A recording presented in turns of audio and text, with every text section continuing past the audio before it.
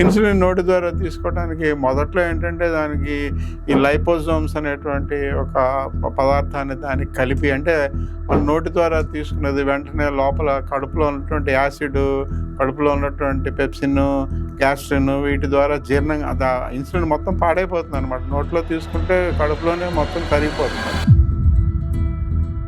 జీర్ణాశయంలో దాన్ని పాడైపోకుండా చిన్న ప్రేవులు మధ్య వరకు వెళ్ళి అక్కడ విడుదల అవ్వటానికి వీలుగా ఎక్సిపియంట్స్, రకరకాల ఎక్సిపియంట్స్ వాడతారు. మనం ఇన్సులిన్ని మార్పు చెందించి టాబ్లెట్ రూపంలో ఇచ్చినట్లయితే 30 యూనిట్లు రోజుకి వేసుకుంటేనే సరిపోతుంది అనమాట. ఇదివరకు పాత పద్ధతుల్లో మనం 120 యూనిట్లు టాబ్లెట్ 5 సార్లు 6 సార్లు వేసుకోవాల్సి వచ్చేది. ఈ డయాబెటీస్ వాళ్ళందరూ ముఖ్యంగా ఇన్సులిన్ తీసుకునే వాళ్ళకి మనసులో అందరికీ ఒక ప్రశ్న ఉంటుంది. ఏంటంటే ఈ ఇన్సులిన్ అనేది ఇంజెక్షన్ రూపంలోనే తీసుకోవాలా, మాత్రల రూపంలో నోటి ద్వారా ఎందుకు ఇవ్వరు అని చెప్పి ప్రశ్న అందరూ అడుగుతూ ఉంటారు అనమాట. ఇంజెక్షన్లు కొంచెం తీసుకోవడం కష్టం కాబట్టి చాలామంది నోటి ద్వారా తీసుకున్నట్లయితే మాత్రల రూపంలో మాకు తేలిగ్గా ఉంటుంది, ఎందుకు రావట్లేదని అంటారు. ఇది దాదాపు 50 ఏళ్ళ నుంచి నేను వింటున్న ప్రశ్నే. దీనికి సమాధానంగా 50 ఏళ్ళుగా కూడా దాని మీద పరిశోధనలు జరుగుతున్నాయి. కాకపోతే ఏంటంటే ఏదైనా రాబోయే కాలంలో దీనివల్ల కొంత, అంటే మరీ తొందరగా కొద్ది సంవత్సరాల్లోనే కాదు, మరికొద్ది సంవత్సరాల్లో దీనివల్ల కొంత ఫలితం రావచ్చు. ఈ పరిశోధనలు దానివల్ల నోటి ద్వారా కూడా మాత్రల రూపంలో ఇన్సులిన్ తీసుకోవచ్చినటువంటి ఒక ఆశ మాకు కూడా, శాస్త్రవేత్తలకి, డాక్టర్లకు కూడా ఆశ కలుగుతుంది. ఇన్సులిన్ నోటి ద్వారా తీసుకోవడానికి మొదట్లో ఏంటంటే దానికి ఈ లైపోజోమ్స్ అనేటువంటి ఒక పదార్థాన్ని దానికి కలిపి, అంటే మన నోటి ద్వారా తీసుకున్నది వెంటనే లోపల కడుపులో ఉన్నటువంటి యాసిడ్, కడుపులో ఉన్నటువంటి పెప్సిన్, గ్యాస్ట్రిన్ వీటి ద్వారా జీర్ణం ఇన్సులిన్ మొత్తం పాడైపోతుంది అనమాట. నోట్లో తీసుకుంటే కడుపులోనే మొత్తం కరిగిపోతుంది. అలా కరగకుండా దాన్ని నిరోధించడానికి కొన్ని పదార్థాలు, ఈ యాసిడ్ రెసిస్టెంట్ పదార్థాలు వాడి, లైపోజోమ్స్ అని కానీ రకరకాల పదార్థాలు వాడి దాన్ని ఇప్పుడు అంతా 50 ఏళ్ళ నుంచి జరుగుతున్నాయి అనమాట. మేము కూడా దాని మీద డ్రగ్ ట్రయల్స్ చేసాం. దాదాపు 20-25 ఏళ్ల క్రితమే నోటి ద్వారా ఓరల్ ఇన్సులిన్ మన హైదరాబాద్ నగరంలోనే పరిశోధనలు చేసాం.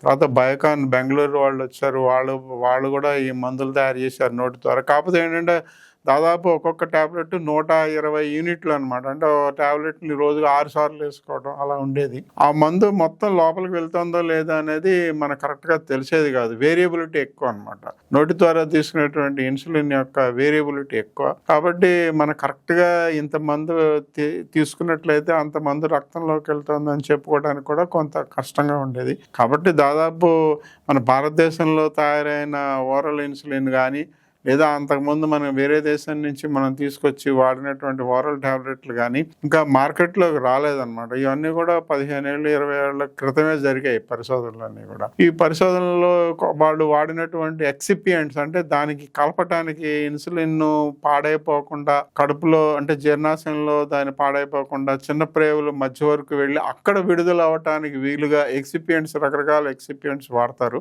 వాటిల్లో ఈ మధ్యకాలంలో ఈ కొత్త పరిశోధనలో నానో పార్టికల్స్, మైక్రో పార్టికల్స్ అని చెప్పి మన ఇన్సులిన్ని మనం ఒక 100 నుంచి 800 మైక్రాన్ సైజులో దాన్ని మనం మార్చినట్లయితే నానో పార్టికల్ కానీ మైక్రో పార్టికల్, 100 ఉంటే నానో పార్టికల్ అంటాం అనమాట. మార్చినట్లయితే అవి లోపలికి వెళ్ళి నోటి ద్వారా చిన్న ప్రేవులు మధ్యలోకి వెళ్ళిన తర్వాత అక్కడ ఇన్సులిన్ విడుదలవటం మొదలవుతుంది అనమాట. కాబట్టి ఈ మధ్య నానో పార్టికల్స్ మీద ఎంతో పరిశోధన చేశారు. ఎక్సిపియంట్స్, అంటే దాన్ని కరగకుండా ఉండటానికి వాడేటువంటి ఎక్సిపియంట్స్లో కూడా ఎన్నో పరిశోధనలు జరుగుతున్నాయి. ఈ పరిశోధనలు అన్నింటిలోనూ ఓరల్ ఇన్సులిన్ భారతదేశంలో చాలామంది తయారు చేస్తున్నారు. దాని గురించిన పరిశోధనలు ఈ మధ్యకాలంలో కొంచెం ఎక్కువైనాయి. అలాగే ఆ పరిశోధన ఫలితాలని మరి మనుషుల్లో కూడా, డయాబెటీస్ ఉన్న వాళ్ళల్లో కూడా ఇన్సులిన్ నోటి ద్వారా ఇచ్చినట్లయితే రక్తంలో ఎంతవరకు విడుదలవుతుంది అన్నటువంటి పరిశోధనలు భారతదేశంలో కూడా మొదలవుతున్నాయి, జరుగుతున్నాయి ఇప్పుడే. కాబట్టి ఈ నానో పార్టికల్, మైక్రో పార్టికల్ రూపంలో మన ఇన్సులిన్ని మార్పు చెందించి టాబ్లెట్ రూపంలో ఇచ్చినట్లయితే 30 యూనిట్లు రోజుకి వేసుకుంటేనే సరిపోతుంది అనమాట. ఇదివరకు పాత పద్ధతుల్లో మనం 120 యూనిట్లు టాబ్లెట్ 5 సార్లు 6 సార్లు వేసుకోవాల్సి వచ్చేది. ఇప్పుడు కొత్త పద్ధతుల్లోనేమో 30 యూనిట్లు రోజుకి వేసుకున్నట్లు ఇదంతా కూడా ఇంకా పరిశోధనలోనే ఉంది. కాబట్టి వెంటనే రాబోయే 5 ఏళ్లలోనో 10 ఏళ్లలోనో వస్తుందని నమ్మకం ఏం లేదు. కాకపోతే ఇదివరకు మీద గత 30, 40 సంవత్సరాలుగా జరుగుతున్న పరిశోధనల కన్నా ఇప్పుడు పరిశోధనలు ఇంకొంచెం మరికొంచెం ఎక్కువ ఆశాజనకంగా ఉన్నాయన్నమాట. ముఖ్యంగా ఈ నానో పార్టికల్స్, తర్వాత ఎక్సిపియంట్స్ దాంట్లో వాడేటువంటి పదార్థాలు దాని ఇన్సులిన్ పాడవకుండా మన కడుపులో చిన్న ప్రేవుల్లో కానీ లేదా పెద్ద ప్రేవుల్లో కానీ విడుదల చేయడానికి అవకాశం ఉన్నటువంటి ఈ కొత్త ఎక్సిపియంట్స్ అన్నీ కూడా వాడటం వలన రాబోయే కాలంలో కొద్ది సంవత్సరాల్లోనే కాదు, మరికొద్ది సంవత్సరాల్లో ఆగినట్లయితే నోటి ద్వారా కూడా ఇన్సులిన్ తీసుకునేటువంటి అవకాశం ఉంటుందని మా అందరికీ ఒక నమ్మకం.